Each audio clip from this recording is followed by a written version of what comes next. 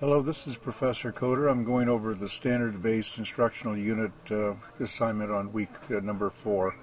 First of all, the unit should indicate the use of at least one model of teaching from each of the 4 families of the models. A unit consists of 5 to 7 lessons, and it's possible you can combine models for certain activities. And you provide a clear rationale for each of the models that you choose to use, and you can select a topic of interest to you and the students that you teach or plan to teach. For example, at the elementary level, you might choose California Gold Rush or California Indians and break it into crafts, legends, foods, and housing. If you choose something like language unit that teaches students to recognize and use plurals, compound words, prefix, suffix, antonyms, synonyms, and homonyms, you can break it into those categories each unit, or daily or weekly lessons. Another example of a unit that you might design is one on drug abuse and abuse that includes subtopics such as causes of drugs abuse, danger of drug use, decision making, so forth, and each one would be a separate lesson. Be sure whatever unit you choose, begin the planning of the unit with the end in mind, identifying what students need to know and do, and be sure to reference the content standards of your state. Then next you have to decide what evidence the students need to provide to show that they have mastered. This is your assessment. It could be formative and summative. And then develop activities and teaching strategies that prepare them. And you can organize the unit by way of planning chart or mind chart. Separate page provide a clear explanation why you choose each model, and the samples of assignment are also available in the doc sharing. When you go to doc sharing, look up in this section for sample assignments. Here's a sample assignment that's for upper grades. Notice the typical title page that we're used to, and moving down, and for this particular upper grade, he's made a table. That's not necessary if you don't need that. Notice that this standard base is based on an International Society for Technology standards.